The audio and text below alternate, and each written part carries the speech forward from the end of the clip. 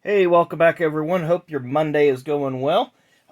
Watched the Cup race yesterday. It's a pretty good race overall. Don't know what you guys thought about it, but we'll discuss it a little bit later this evening on the podcast over on Danny's channel. So 7 p.m. Eastern. Tune over to Danny and Gray's Cards and Toys, where Danny, Josh, and myself will go into a little bit more in depth about yesterday's race and talk about it a little bit and give our opinions and thoughts.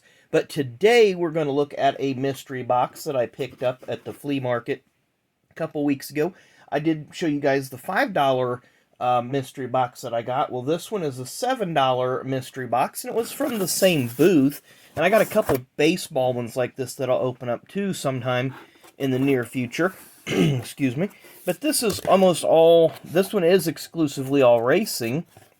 And I'm just going to randomly pick stacks out of this to go through. And I think a lot of this was just Upper Deck from the mid-90s, which I'm fine with because I like it. It's great TTM stuff. I'm going to start off here with 95 Series 2 Upper Deck of Rick Mast.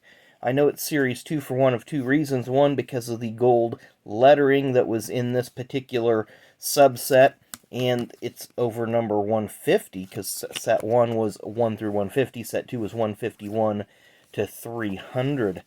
There's Greg Sachs driving for Radius Motorsports, which was Ray and Diane DeWitt and DK Ulrich. Dave Marcus, before his car completely got covered with the Olive Garden colors. But you can see Dave just kind of sold logo space wherever he could. Joe Nemechek driving for Larry Hedrick's Meineke Chevrolet team. Wally Dallenbach only lasted half of a season driving for Petty Enterprises at the time. Robert Presley drove a few races in 1994. This number 54 Mannheim Auctions car. This car was owned by the Jackson brothers, and it was a prelude to Robert moving to Cup full-time in 1995. There's Jimmy Hensley driving the... I'm trying to think what team this was. The 77, okay, the 77 was the DK Ulrich car. This was part of the original Radius Motorsports group with Ray and Diane DeWitt. This was the DR Racing, I believe. They had a Busch team with Tim Fedewa, and this team, Petron Plus, kind of bailed out halfway through the season, and they just ran out of funding, essentially. Chad Little driving... this would have been 95, so it's going to be the Busch Series. I'm sorry, this is a Cup car. So, that's still going to be Mark Rippon's team. No, actually, that's 97. So that could have been the co-part. Roush did take over part of that in 97. Bobby Hamilton. They see they snuck all these Upper Deck designs in. I'm getting a little lost. There's Robert Presley. We'll start going through these a little bit. Okay, we've seen a lot of these with the rips that I've done. Here's some nice legend cards. Cale Yarborough, this is from 95 Upper Deck Series 2. We have Rick Mast, this is 96 Road to the Cup. I've opened a ton of this stuff over the years. Jeff Bodine, almost said Jeff Gordon there for a second. Dale Jarrett. Jimmy Spencer. Now we go back to some 97 stuff. There's Steve Grissom. Kyle Petty, they were not shy to hide the Coors Light logo. We've seen some of these, so we'll skip over that one. Terry Labonte. A lot of nice cards back then. Again, these are great TTMs or in-person autographs. Joe Nemechek. Like I said, there was a lot of Upper Deck stuff in this box. I always like this subset, the Star Rookie subset in 94, because it had the headshot of the driver and then a nice superimposed image of their car. Always thought that was a nice set. Then these award winners from 95. I'm just going to kind of go through this a little bit and see if there's... Here's some Max stuff we can look at, it looks like. Thought I'd seen some Max in here. Maybe just... There we go, there's some Max. Of course, by this time, Max was owned by the Upper Deck Company. Nice Kenny Irwin. 98 was his rookie season. Jimmy Spencer in the Winston Noble car. Sterling Marlin driving for Felix Sabates. There's Bobby Allison. This is a 95 Max. There's that Larry Hedrick, who passed away a couple years ago. Bill Stavola. And there's his brother Mickey Stavola. What do we have here? We have freeze frame Ernie Irvan.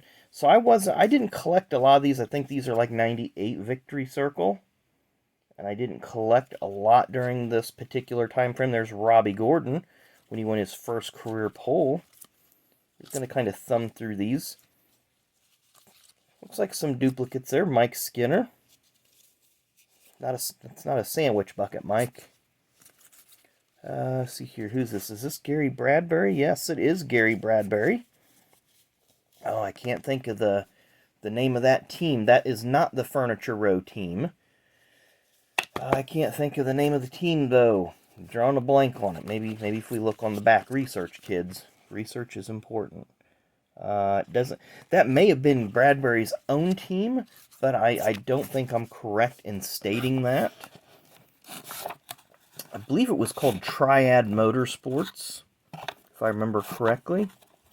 Could be wrong. Probably am. Here's some more 95 Upper Deck. There's the engine card. There's a Pontiac, a Ford, and a Chevrolet motor. This one is the Chevy. Just gives you a little bit of information about the engines at that time. There's Darrell Waltrip. Like these cards, this was cutting edge back in 1995 when you really think about it, because you had press, pass, finish line, max, and they didn't have this foil technology, or they weren't using it for their base cards. So it was really big at the time. I did buy a box of 95 Series 1 Upper Deck at Walmart. And mind you, 1995 or 96, whenever I bought it, I paid $54.95 for it. Now, it did have 36 packs in it, I believe, so it was almost like buying a hobby box. But there were no hits. So there was no autographs, no relics. Not in Series 1. In Series 2 there was. But in Series 1 there were no hits. You got one gold signature card per pack, because he had one silver signature per pack. And then you had one gold per box, and I can't even remember who my gold signature is. I want to say it was like Rick Mast, or honestly can't remember. It didn't, didn't resonate that well with me for me to remember it. So we get these flipped over. Mike Skinner with his Daytona 500 Pole Award. Pretty cool little card. Ricky Rudd, Brickyard 400 win. I was at that race. He was the fourth different winner in four different Brickyards. A very interesting race that day. Jeff Burton, first career win. Texas Motor Speedway. Interstate Batteries 500. Joe Nemechek. Todd Bodine got his first career Cup pole for this team. The CC well over, I can't remember how many owners were actually listed on that car. Another Robbie Gordon, different pose with the Pole Award, 1997 at Atlanta. He did crash in practice, did he crash in practice? No, 96. 96, Johnny Benson won the pole and crashed in practice. So Robbie Gordon did get to start from the pole. He just didn't run that well. I believe he ended up finishing 14th in that race. So we got Ricky Rudd.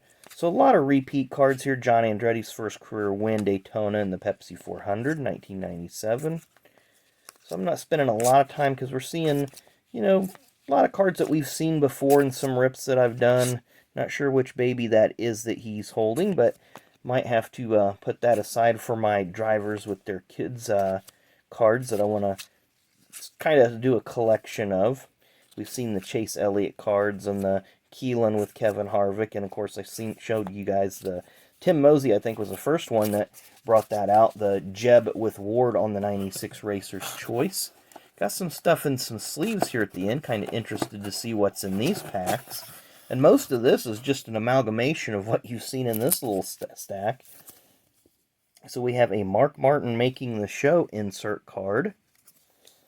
Got some Rusties, some Sterlings. This is what the 95 Upper Deck base looked like. And I really liked the look of the cards. I thought it was clean. It was very well done. I mean, you kind of had that vibe that, hey, this is big time trading cards jumping into the NASCAR market. So I really appreciate the effort and thoughtfulness that Upper Deck did put into these. You know, you have a little image of the car here. You have the big image there. On the back, you have a different image. They didn't do like other companies did and recycle the image front to back. And then kind of gives you a little bit of a stat line there. Nothing major, but it's very nice the way that they did it. And then they just kind of fell flat too going forward. I think they were like everybody else. They kind of started overproducing and getting a little bit ahead of themselves.